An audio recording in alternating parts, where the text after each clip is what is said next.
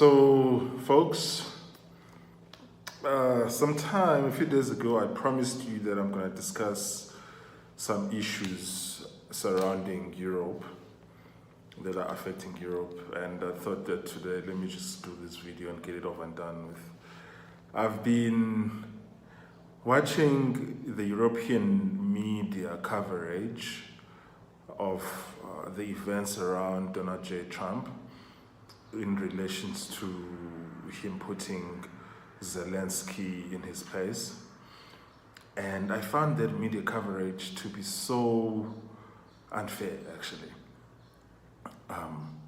Overly negative, overly one-sided, biased.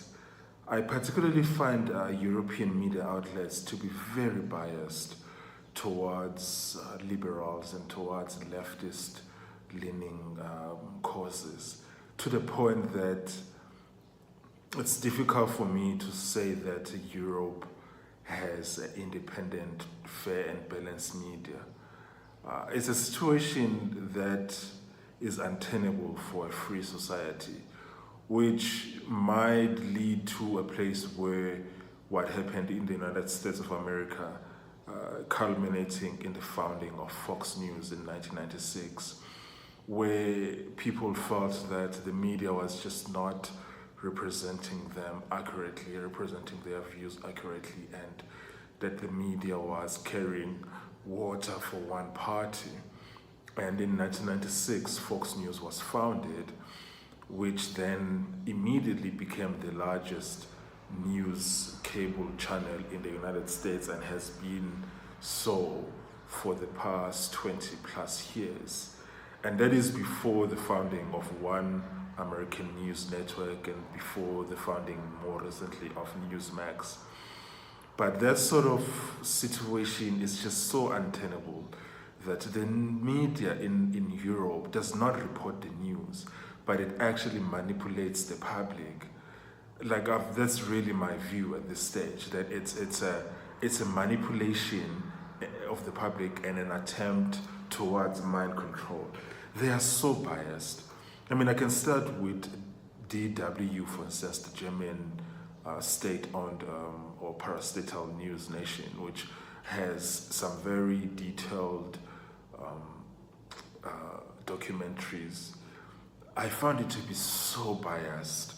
I've watched some of their documentaries and I found them to be very thorough and very detailed, and then at some stage I just unfollowed them because they were just so biased towards the left. Then there's Channel 24, which is the also state-owned media for France, but for the English-speaking world. And then there's BBC. Obviously, everyone knows what the BBC is. There's the BBC. There's Sky News. There's Channel 4. There's ITV. All of these which cover the news in the UK. And there's a lot more other BBC affiliated stations which cover the news in the UK, and they are all biased. And most of the people in the UK get their news from BBC Radio or BBC TV. And it's actually unfortunate. It's very unfortunate.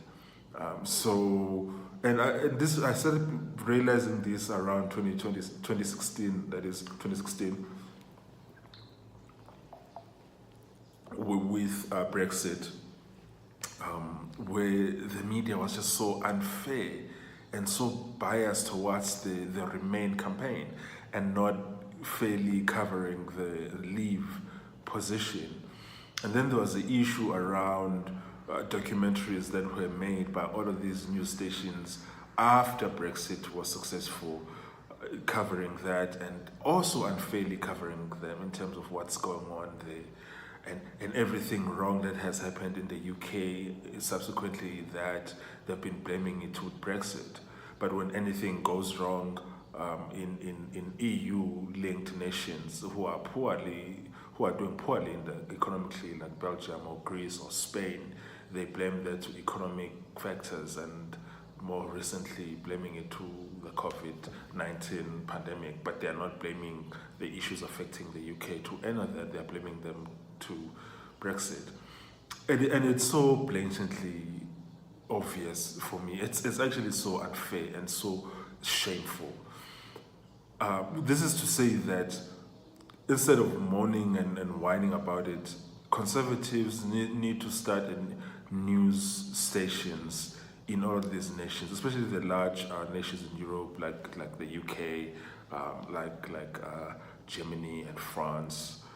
And I must say that I know that there's a new, well, relatively new news station in the UK called GB News, which covers news more on a conservative side. But they are too fixated on fringe issues that they